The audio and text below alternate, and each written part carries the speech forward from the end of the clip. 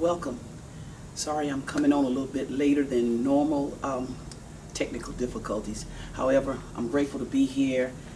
Happy new calendar year to everyone that's out there watching and listening. Blessings to you all. And I just wanted to start off by saying, don't wait for God to bless you. Your blessings are already before you. You need to walk into your blessings. Walk this year out and find every place where God has placed a blessing for you in this year. Upon my saying that, I just want to say that I don't make New Year's resolutions. One thing I do, and I have my little notes today because I got some good things that the Lord has just dropped in my spirit to tell you. But I don't do New Year's resolutions. Why? Because I resolve to be the best me that I can be. I said, I can. Well, I know that I can be better, and I know that there is better. And I want to be better. So if I want to be, then I already know that I have it in me to be better. So all I have to do is do what it takes to go after what it is that's going to make me better. I want to say this to you, that nothing happens on tomorrow until tomorrow becomes your today. If you want better, I want better. It's in me, yet it's ahead of me. So I must move forward to get to my better. And with me saying that on today, let me tell you this. Whenever I posted out there this morning, I was saying that I was inviting everybody to tune in at 4:30 p.m. Central Standard Time. And I said internal before external. And whenever I put that out there, I said, well, a lot of you might be wondering what it is I'm saying or why I put that there. And I, at that particular time, had a different reason for putting it out there. What I meant at that time was, you hadn't seen me in the last maybe 1 or 2 Sabbaths, because what I was dealing with, I had to give it inside first before I could give it outside to you. That's what I meant when I said internal before external. And even at that, I didn't know that that's what God would use for me to have talk to you. I mean, to give it to you right now. So with my saying that, let me give you a different take on internal before external. He was saying to me, he said, he's always given me different meanings for the word change. The last definition that he placed in me for change was this. He says, coming out of what's not comfortable to find what is. It's not until something starts rubbing you the wrong way, until you've been in something for so long and you really don't see yourself progressing in it, that you become uncomfortable in it, and then you look for a way out. And that's what he basically told me as the last definition for change. But the mistake that we make sometimes in internalizing things before we externally give it is that we don't allow what came to us to go through the flow process, the FLOW. He gave this to me today. He said there's a flow process. And what happens is that a lot of people skip steps in the flow process, and then that's why they will say, before I knew it, I said. That's because, you skipped the step. There's an entrance. That means there's an entrance. There's things that come to our mind first, and we can see it, and we even can see ourselves either saying it, we can hear ourselves saying it, or either we can see ourselves doing it. So that's the entrance to either do something or to say something. But in the first step in the process before you externally give what has internally came into you is the F, which is face. You have to first face yourself regarding the thought or the action that came to your mind to do. And realize this, you at this time, you are in total control. You are in total control of what came into you. Now, what are you going to do with it? First, face yourself. If you can face yourself, then you won't have to worry about fear. Because the greatest person to overcome is you. The L, you have to listen. Listen to what you're going to say. First, you have to see your response, and you have to ask yourself, how does it feel? Does it even fit what it is I'm about to say? As I said, remember, you're in total control. So whenever you do it this way, then you eliminate having to say, before I knew it, I said this, or before I knew it, I did this. No. Listen first. Listen to what you're going to say. Tell it to yourself first and see what your reaction would be to it. Then then you have to own it. Own it. Own it internally. If you can own it internally, you will own up to it externally. If you can own it on the inside, live with it, walk with it, adjust to it, and be happy, then whenever you give out whatever you give out, you will never have to worry about it, because then you'll be able to own up to it externally. And I'm praying and I'm asking God, not to let me, in this season, not to let me have to talk about people and they're wrong, because I do believe that, people already know when they're wrong. You know when you're wrong. You know when you've done wrong. You know when you've said something wrong. The only thing I'm trying to do in this season is to give out what's positive and to be positive. A lot of people are talking about their peace and their energy and all this, but they too them sometimes have missed the flow process. You don't have a problem knowing what it is you want, but the problem is you being able to give also what you would want to receive, to be able to give that same thing to somebody else. So whenever you own it, if you can own it internally, then you won't have no problem owning up to it externally. Then it's the W, and that word is welcome. If you can welcome the outcome of what it is you're about to do or what it is you're about to say, and you can embrace it, and you can see it and know it from the experience that you've had internally within yourself first, then you'll understand that whatever it is you're about to give out, whatever it is you're about to say, you can understand that it may not look good, it may not even feel good, but for the outcome of what it's going to produce, you can understand and say that it has been for the good. And it's a difference in it being for the good versus being for your good, because God often uses us all the time as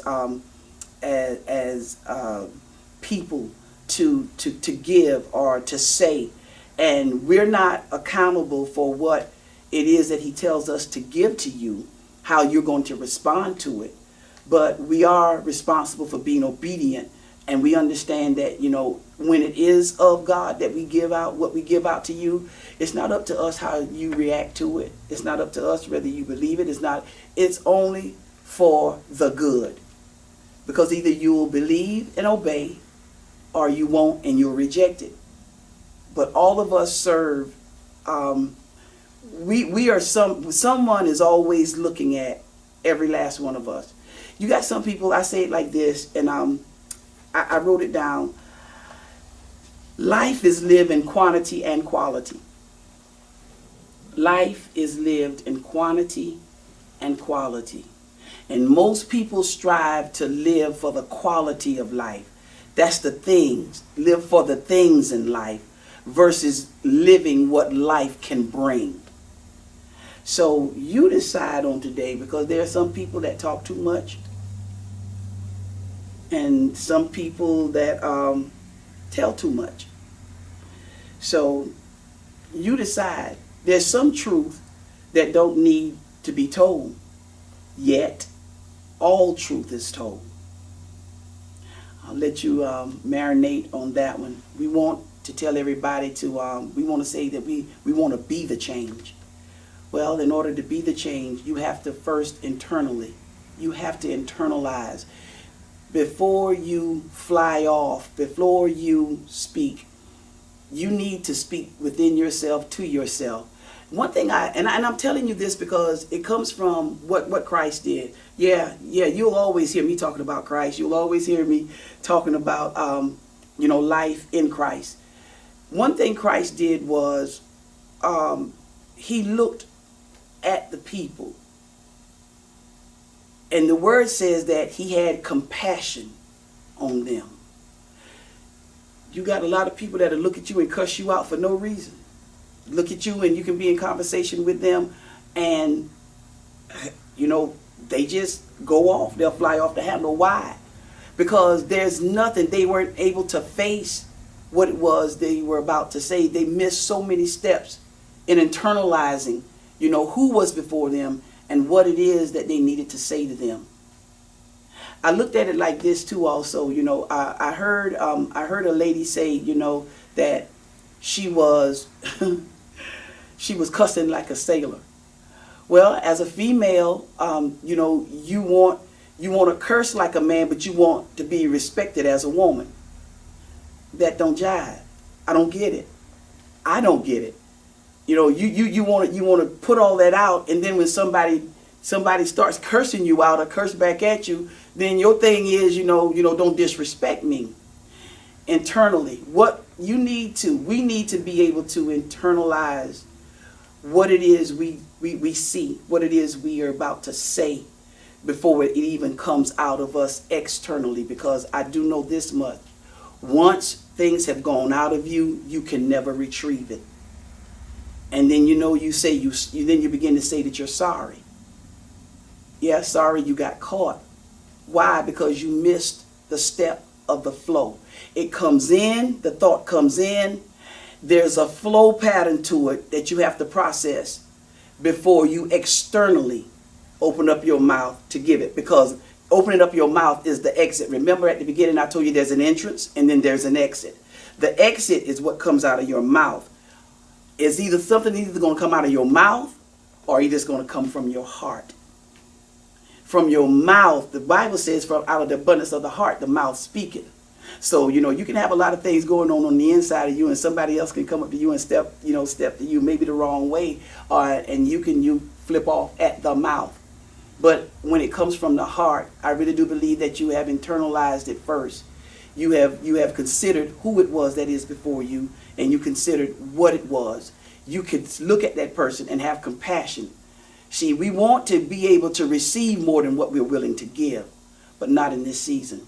It's not working no more, and just to be perfectly honest with you, if you're going to be the change, then you have to stay in the flow. We have to always stay in the flow. And I like to say with that, I wish each and every one that's watching, I wish you the very best that God has for you. And it is available to you if you will just get in the flow. Get in the flow. Not only in the flow of what you're going to say or what you're going to do, but get in the flow to know, who it is you need to honor first and who it is you need to serve first and foremost. So this year, this new calendar year, it tends to be a year for us, hopefully for you too, of kingdom faith. You should be able to speak some things and not wait for it to happen, but some things should be able to manifest right before you. And I know that's a little deep for a lot of people, and I'm not going to even go into that because you have so many people that speak and they say that they believe, and then you see how they live, and what they say, it doesn't match what they live. But in closing, I want to say this month, the month of January, this is the anniversary month, and it's a lot of things that have transpired in the month of January. There's a lot of births, and then there's a couple of deaths also. But I do want to say this: I am so grateful to have had an accountability partner, a coach, a partner, a prophet that God allowed to grace my life. And many of you watching, you may remember. I know I'll never forget Dr. Antonio Hurt. I want to really say this because God puts people on your path, oh my goodness, for a divine reason, for a divine purpose. And I know that, and he's always given me someone at each point or time in my life. And Tony, I always call him Tony.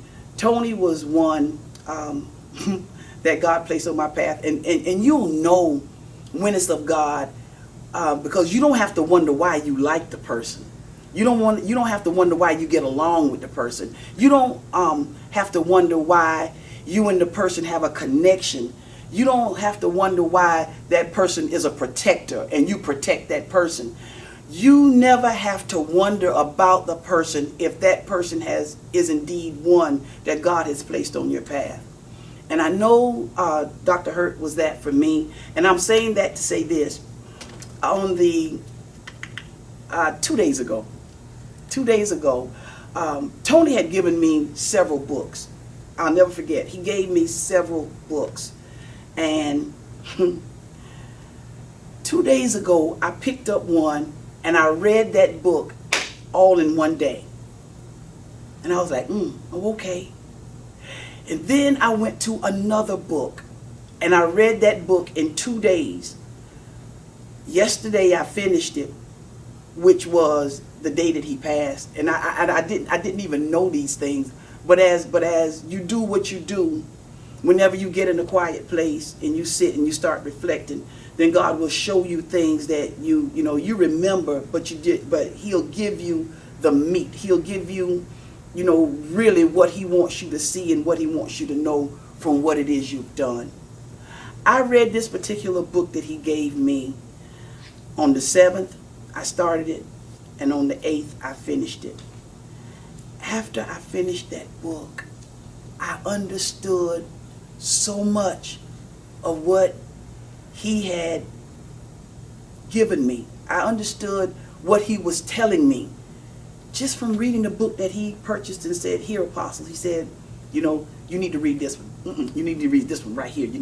And sometimes we don't do what we should do when we should do it, but I can say I'm grateful that time did not run out for me to read what he gave me and then to see what it was God had given me. All of that, I said, is for me to say this to you. Be careful how you treat people. Be careful, who you do things to, because you'll know if God has placed that person in your life, and he's placed that person in your life for many reasons. I end this first prescribed word with this. Now I really do understand, because at the end of his life, everybody was saying, put me in, coach, put me in, coach. That's what Tony was saying. And then I looked at a lot of them that was saying that, and they all, they turned out to be bench warmers. Not because the game is not still going on, not because life is not still being lived, but I'm in. Through it all, I'm in. And if you keep in the game, if you remain, if you stay, if you can remember, if you can just go back and gravitate, go back and get what it was he gave at different times, you'll still be able to move. You can move. You won't have to sit and warm the bench and just say and look, like, put me in, coach, I'm waiting my turn. No, you'll find out that you're always a player, and not just a player, but a key player in the game. A key player in the game. Yeah, it's a lot of fouls. It's a lot of bumps. They pushed and I slid down, but I got back up. You can do the same on today. It's not that the coach took you out of the game. It's just that you just didn't rise off the bench to play. I'm an MVP on today, and this year is going to be the year of the MVPs. God bless you in this year. Until we meet next Saturday for the prescribed word.